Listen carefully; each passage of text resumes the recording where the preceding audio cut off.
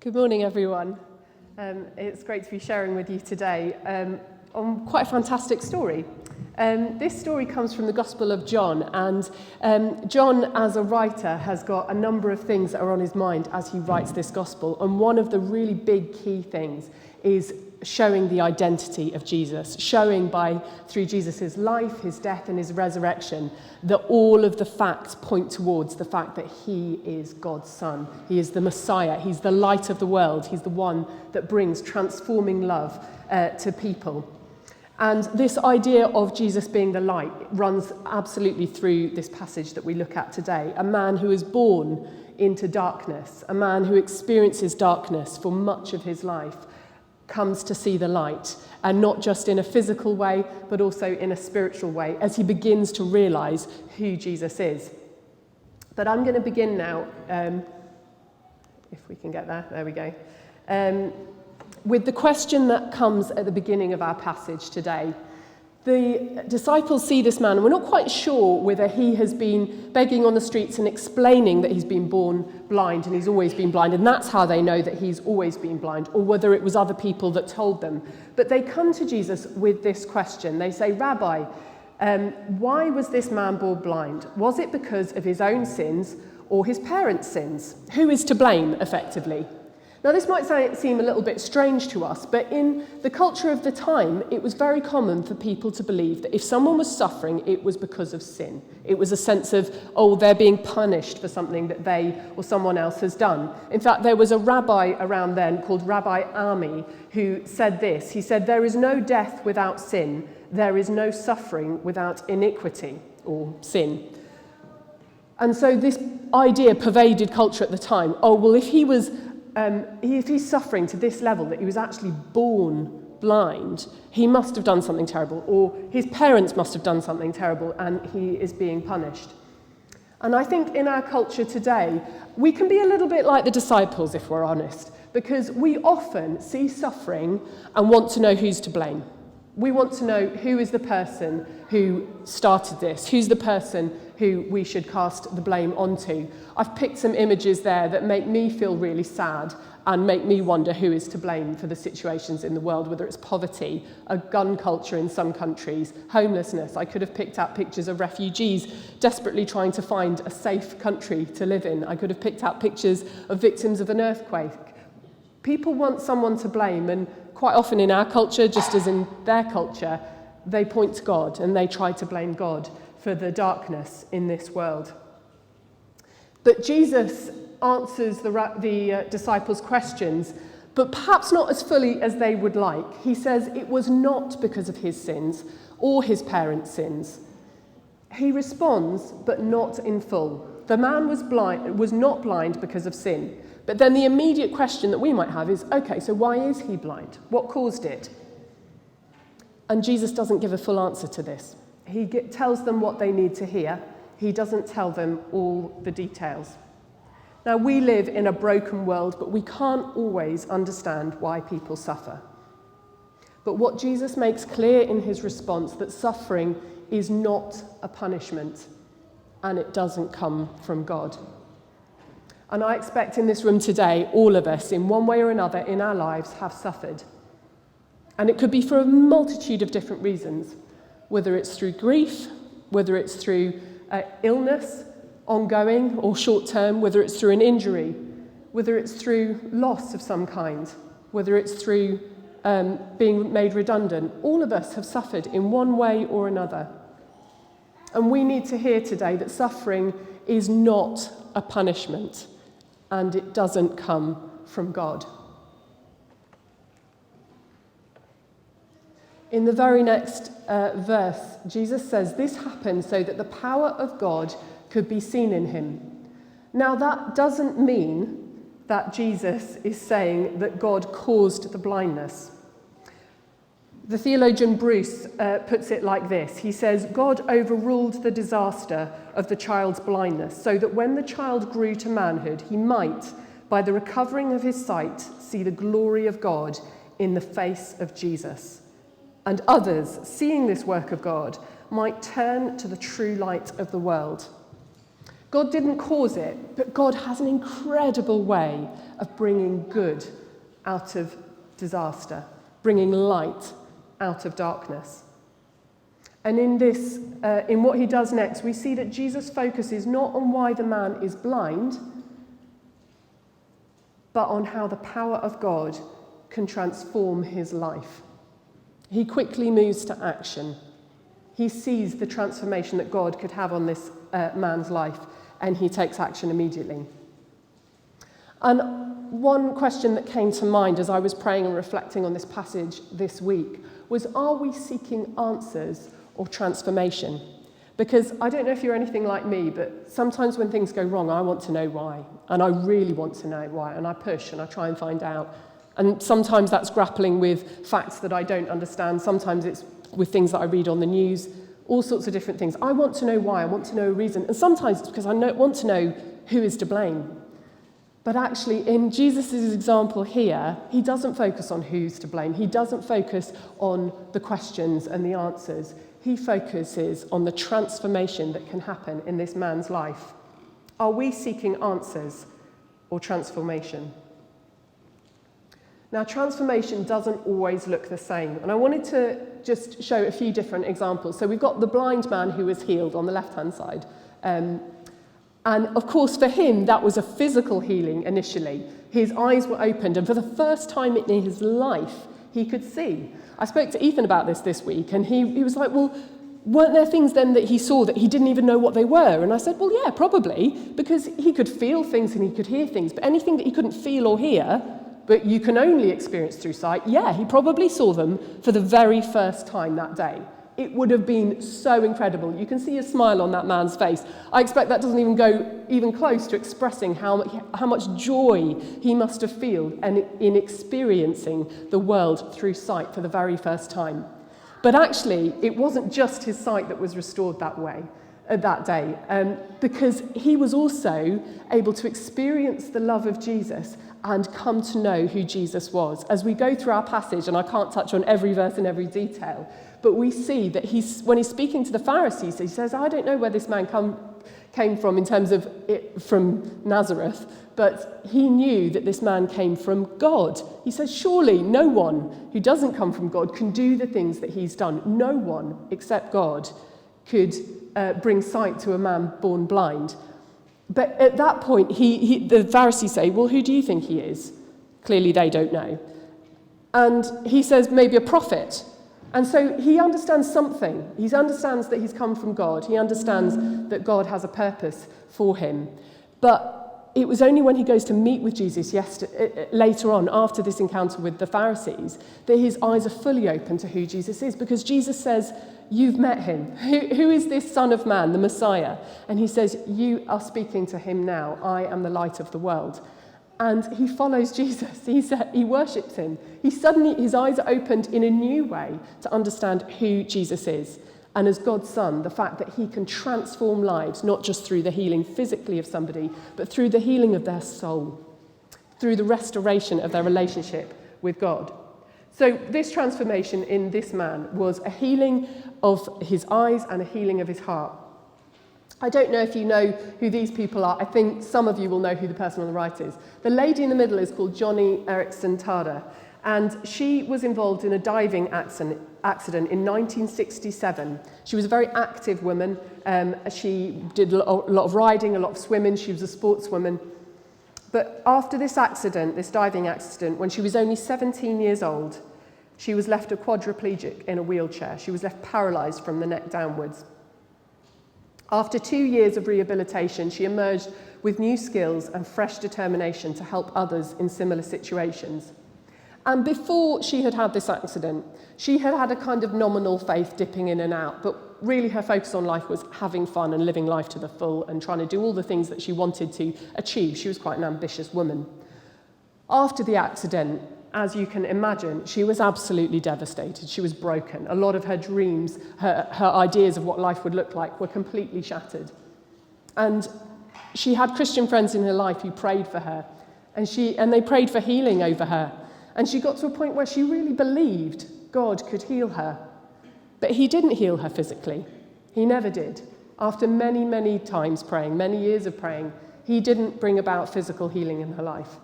But she encountered the love of God about 2 years after this accident in a complete transformational way. And she became empowered and envisioned to serve him. She realised that actually her vision for her life wasn't God's vision, but God's vision was actually better.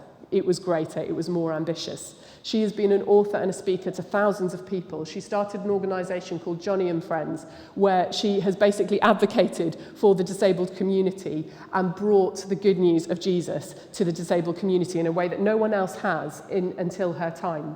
She's been able to touch the life of thousands and thousands of people and being able to serve people that often society ignores or doesn't help in the way that they should. She has had a huge impact, and she said this once: I would prefer to be in this wheelchair knowing God than walking around not knowing him. And I find that incredibly powerful because she lost a lot when that accident happened. But she experienced the transformational love of God in a different way. It wasn't how she expected. It's not perhaps how she hoped. But actually, looking back, she can see how God had such a big purpose for her life that even involved being in that wheelchair. The person on the right-hand side is called Graham Seed. And if you've done the Alpha course, you might recognise his face. We saw him last week in a video that we were watching. Graham Seed was a violent drunk who spent years in jail. He was full of hate. He survived multiple stabbings, and when he was left in a coma because his body had shut down, he had quite a dramatic experience. A little group of Christians that had been out on the streets and had seen him when he was living on the streets actually saw him when he collapsed and called the ambulance when he went to hospital. He was in a coma for a while, and then eventually the doctor said, he's basically clinically dead. We need to switch off the life support. And this group of Christians were outside, and they asked his mum if they could come in and just pray for him. And she thought, well, what could that do? But they came in anyway, and this group of Christians prayed over him. He immediately woke up out of that coma. But when he looks back on the events of that day and thought, wow, that was the point where I came back from death to life, effectively, he actually says the bigger miracle wasn't that he came out of the coma. The bigger miracle was that when he woke up, he was a different person, a completely different person. He said all the hate that had been growing in him for years was suddenly gone and replaced with love. And he suddenly wanted to help people. And that had never occurred to him, really, in his life ever up to that point. He describes that moment as an absolute miracle, not that he woke up from the coma so much as that he woke up a different person because God had transformed his heart. He hadn't just saved his body, he'd transformed his heart. Graham Seed now has an amazing ministry among prisoners, those released from prison and those in rehabilitation, because he can tell a story of how his life has been absolutely transformed by the love of God. God saved him to save others. So transformation does not always look the same.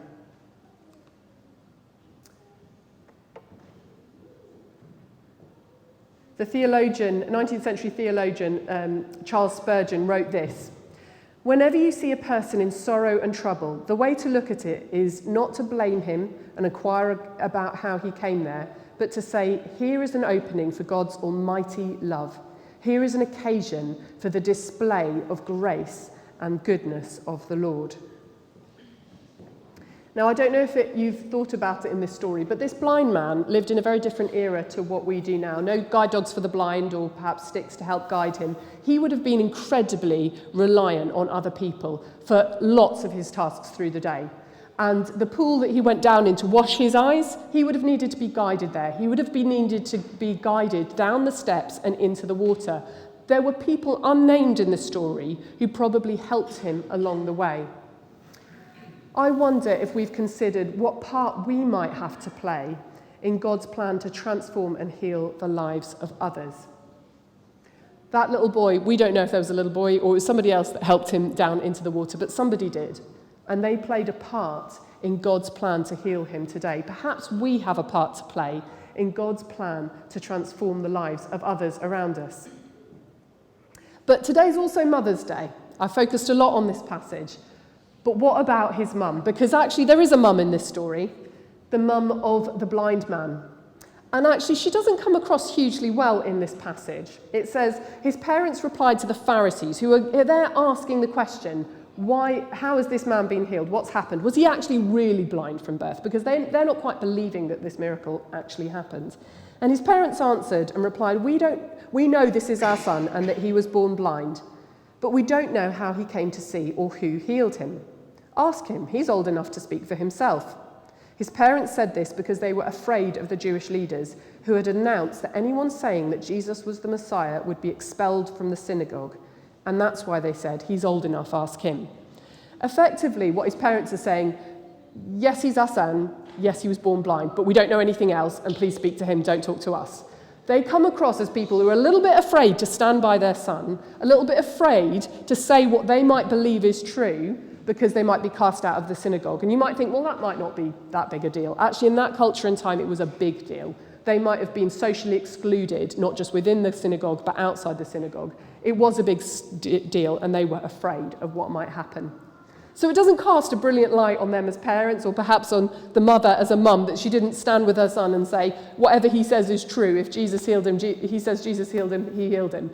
But actually, in that moment, she was probably coming from a place of fear. But I wonder what the bigger picture was for her, because we've already heard that in that culture and time, people so often said, if someone was born blind, maybe it was because of a sin that they'd done, or maybe it was a sin of their parents. Can you imagine what it might be like to be the parent of someone born blind, when there might be people in the community pointing fingers saying, I wonder what they did, that God did that. I wonder what they did. As a mother with a son with that disability, with so little support in those days, having to raise a child who was blind, I wonder what her life experience was like. I wonder how much she suffered. I wonder whether by the time she got to this point in life, she was desperate for a miracle. And I can't help but think that she actually knew that he had regained his sight before she came to see the Pharisees, because I don't think otherwise she would have been able to contain her emotion. Imagine a son born blind, and in that moment, as he's an adult, and we don't know how old he is at this time, he can suddenly see. She must have been overjoyed by that, absolutely overjoyed. I don't know what her reaction was outwardly, but as a mum, you just must think that's incredible what's happened. But she has to contain this emotion as she goes in to speak to the Pharisees. And she doesn't come across hugely well in the passage. But I can't imagine that mother wasn't overjoyed that her son could see, whatever her reaction was in that moment. She was probably desperate for transformation for him.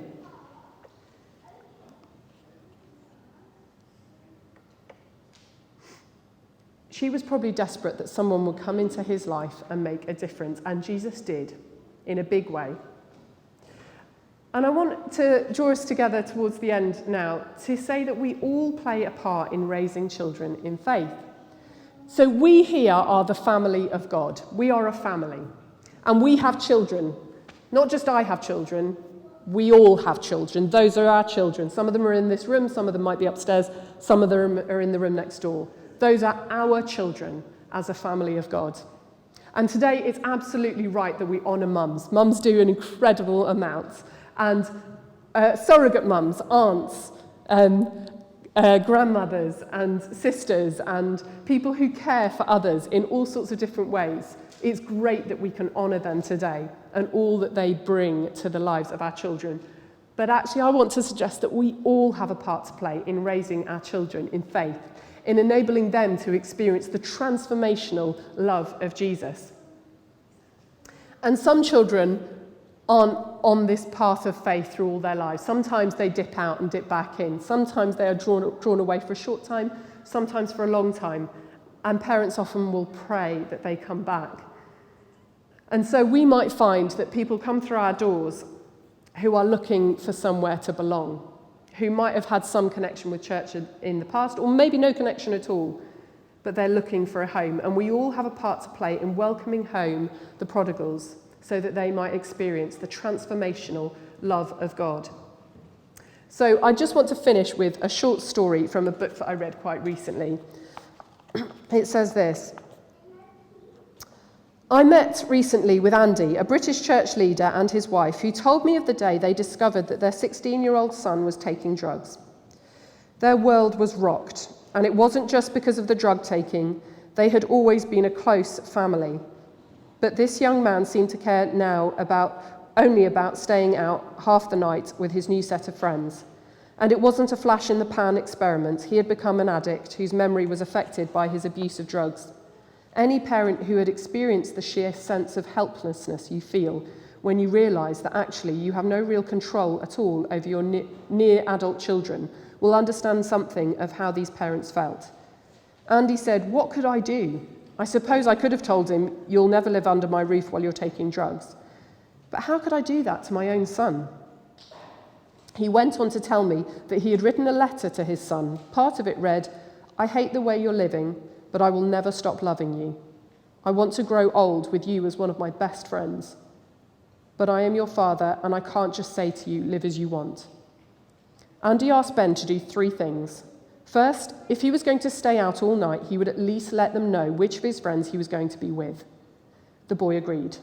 Andy then asked him to continue to join them as they prayed as a family. And third, to keep coming to church with them. Ben said, "You can't make me go to church." "No," his father replied, "I can't. But I'd like it if you did." Andy told me that he will never forget preaching to an audience of 1,000 people and seeing his son at the very back row with his feet draped over the seat in front, leaning back with his eyes closed and listening to music through his earphones, sometimes spaced out from the night before. He said that he offered to resign as senior pastor 3 times, but the other leaders urged him to stay. Not everyone was so understanding. Often people would comment to Ben on the way that he was dressed or on the fact that he wasn't paying attention during the service. Sometimes people would ask one of Andy's other children, "Does your father know what Ben's getting up to?" But the boy kept coming to church, and when the family prayed together, he turned up to be there with them. One day, Ben met an older, very conservative Christian whom you would expect to have been the last person to have any influence on him. But God used this man to change his life. Sometimes as parents, when we have done all we can, we need to allow others to step into our children's lives. Ben is now in his 30s and leads a church in the USA. As I have thought about his journey of rebellion and eventual coming home, I've realised that at heart it came down to a mother and father deciding that, although there was nothing they could do about many of the things in that situation, they would do what they could. They could keep on loving, keep on praying, and keep on trying to continue their son's connection with the wider Christian community. And they could ask those that they worshipped with to help them to do that. On that latter point, some did and some didn't. I remember when one of my children did something that saddened me deeply. I said to them, "I'm ashamed of what you've done, but I'm not ashamed of you." We held each other and cried. A few years ago, a Christian leader rang me to tell me that his unmarried daughter was pregnant. He told me how disappointed he was and wondered what he should say to her. I said, "Even if you never say another word about this, she knows what you feel about it. Your task now is to let her know how much you love her and will support her." Some years later, he told me that this simple bit of advice had revolutionized his relationship with his daughter. Judgmentalism closes the door. Love knocks.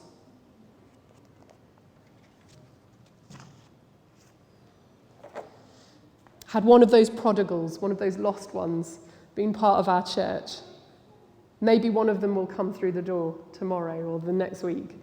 What will our response be? Judgmentalism closes the door. Love knocks. I'm just going to finish with a prayer. Father God, I thank you for all those among us who help raise children, mothers, fathers, aunts, uncles, grandparents, sisters, brothers, friends.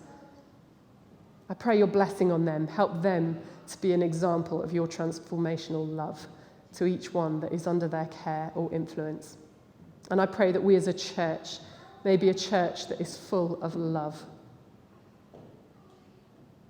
Thank you that Jesus, you are God's Son, and that you can transform lives in ways that we cannot. And we pray that we would keep coming to you for the power that only you can give. And in our own lives today, we pray you continue to transform each one of us to be more and more like you, Jesus, and experience your love in our own lives. Amen.